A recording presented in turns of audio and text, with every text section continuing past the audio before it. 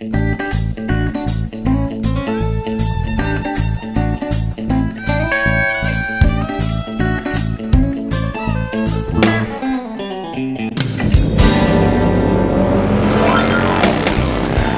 I'm the Gadget Guru, Andy Parr. You're watching the VOG.net. I'm here at Bair's Polaris Victory, North Canton, Ohio, and here with me is the one and only, the famous Witchdoctor, otherwise known as Jon.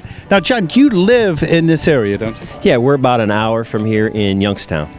I have to tell you, just in the short year or so that I've been seeing you come on the VOG, it seems that your business has exploded. How many parts are you carrying right now? Right now, we're up to about 950 different parts, and the VOG has been a tremendous help to us as far as getting our name out, just getting a lot of exposure for us. It's been tremendous. Well, I tell you, it's a two-way street. I've noticed over the past few months you've added something that I think has been a great help for the VOG members and anybody, all Victory riders out there. And that's very simple. You've added these new how-to videos that show people how to install and how to use specific parts and items that you're selling. How is that working out for you? The videos is tremendous. I always get people telling me they're not real fancy, but they get the point across. And what we try to do is we try to show people, the average guy, they can do it in their garage with basic hand tools. We try to just give you step-by-step, plain Jane instructions on how to do some of this stuff, the parts that we sell, and it's been very, very positive. Okay. As a business owner, have you found that this cuts back on your tech support calls that you would have to get, like somebody gets a part, then now instead of them calling you and say, oh, Jon, how do I do this? They can just look at the video. Is it save you time? Yeah, it's cut back definitely on the tech calls. Guys have told me what they'll do is they'll watch the video in their house, and then they take the laptop out in the garage and they actually do it step by step with the laptop and the video playing so they can see. But more, I guess what it does more in cutting down tech calls is it gives the person the ability to do something they might not have done before. They can actually try it themselves, and it gives them a sense of pride that they did it themselves, plus saving some money over going somewhere and having someone else do it. I got to tell you, Jon, now I'm really impressed, as they come out a little raw at the beginning, but they're really getting well done, and my hat's off to you on that Thank one. you. Now, the other thing, when you look at all your parts, what are your more popular items today? Well, right now, anything for the cross-country, crossroads, cross-country. Our exhaust is still one of our #1 sellers for that. The new products we just came out with was the master cylinder covers. It covers up the rear master cylinder, the ugly plastic bottle, the caps, the covers. We have a couple different things there, so that's real popular. And our lowering links is still one of the most popular items for two reasons. One, it gives people the ability to feel a little more secure. They put their feet flatter on the ground, so they have that sense of stability.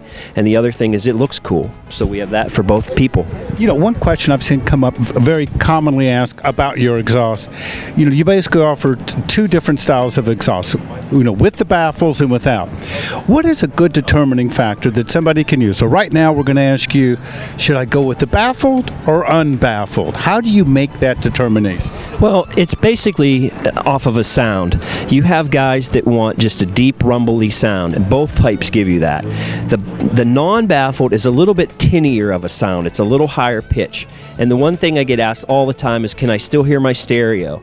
Either pipe, you can still hear the stereo. What's unique to them is when it's idling, it sounds really good. But when you're going 60 mile an hour down the highway, it has just a constant hum. It's not loud. When you get on it, say you're going up an overpass or up an on-ramp or something, you get on it, that's where they come alive. They really sound good. But the normal driving, they're just a good sounding pipe, and we just can't keep them in stock. We sell so many. Well, Jon, I want to tell you, I greatly appreciate your involvement of all, because anytime you get somebody on who's an expert in their field and who shows you how to do things, it's a good thing for all riders, and that I want to say thank you very much. So anything the VOG can do for you, just let us know. All right, I appreciate it. I thank all the VOG people on there for all their positive comments they give about Witchdoctors. I really appreciate it. And I got to tell you, this isn't a commercial, and I have to tell you, I watch your comments the same way other people do, and it's just nice to see when somebody, who starts a business really hustles to try to afford good customer service, that's a good thing. Yeah, we try very hard with that, and I appreciate it. Thank you. You know, I would be remiss without saying, we're standing here in front of a 2013 Boardwalk. We haven't said a word about it other than a little spot. Now, there's a little, I think a bird I took on the overpass there. You said you have something for that. We have a product called Bubba Frank's Spitless Cleaner, and it is made by a Victory guy. He's on the VOG all the time. That's Bubba. And Bubba, yep. And the stuff works phenomenal. It's not a degreaser, but if you have a little dust, you spray it on. Works great on glass, chrome, everything. We sell a lot of it. And it's made by a Victory guy.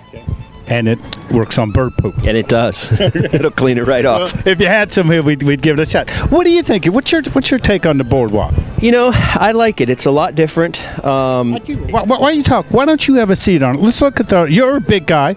I'll step around here. And let's look at the riding position on this. What do you think? It's a little more stretched out. It has that kind of beach bar type feel to it. Everything's easy to see, your speedometer and all that, but it's got a good, my feet are flat on the ground. I'm 6'1", so it's pretty comfortable. It's got that old school style look to it. Okay. I tell you, I've always liked the wire or the spoke rims. I know a lot of people say it's a lot of work to keep it clean, but it's a nice look. The spoke rims I think is what gives it that old school feel, and as far as keeping them clean, it's just like anything, chrome, you got to clean it all the time, but you got to have the chrome. I tell you, it's a good looking bike, and I tell you, it reminds me, there's two bikes that I've had in the past, and when I first saw the Boardwalk, it reminded me of them. In the mid-90s, I had a Harley Heritage Softail Special, and it looks like a modern version of that bike. Then, in the late 90s, I had a Yamaha Silverado. Again, it's a very similar look. I'd like both those styles and to buy it, and this is a very interesting looking bike. If I was to buy it at my size, I'd have to do something with the bars. What would you suggest? Because they're too wide for me, too far forward for me. In fact, if you want to switch spaces, I'll come around and I'll show you. I'll show you. Like when I sit down on this and I look at, if you want to step back here, that way keep you in frame.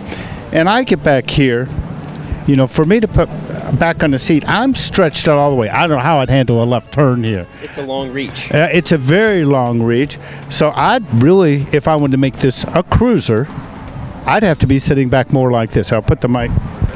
I mean, that's a big distance here. I don't know if this bike can be made to fit somebody like me. Well, you could always make a custom handlebar for anything. The one thing, we as a manufacturer have to watch is if we made a handlebar back farther, then you're going to probably need to change your cables, your wiring. Well, then that starts adding a lot to the cost for the average person that maybe not want to spend that much money. Now, when you do something like that and you pull it back, does it stress out that part? Does it change the dynamics of the bike too much to where it could be difficult to handle or just have some issues with the integrity? No, generally it doesn't, because you beef that up whether you still use the stock riser or you actually make the bar go down into the triple tree. It doesn't really change that. The one thing it would do it would make you feel more secure because it's more comfortable riding. If you're reaching and maybe like you say on a left-hand turn you can't reach the bars as good, that kind of gets into an unsafe situation, which you don't want. So if the bars are more comfortable for you, that will give you more stability, more security. So yeah, not really. The one thing you might have to watch on something like this, since they're back so far, is that the bars wouldn't hit the gas tank when you're turning. There's a lot to figure into it. Well, I got to tell you, when I first saw it, I liked it. I thought my big question would be what color to get, because they both look good. And the white wall tires, and I've just been a fan of that. The white wall tires definitely is a cool addition. And then they have that little chrome strip on the front fenders that adds just to that old school look. Anyway, Jon, I want to thank you very much again. I know I have my back to the camera here, but you got to see this guy and you got to see the bike. For the VOG.net, I'm the Gadget Guru, Andy Parr, and I'll see you on the road and online.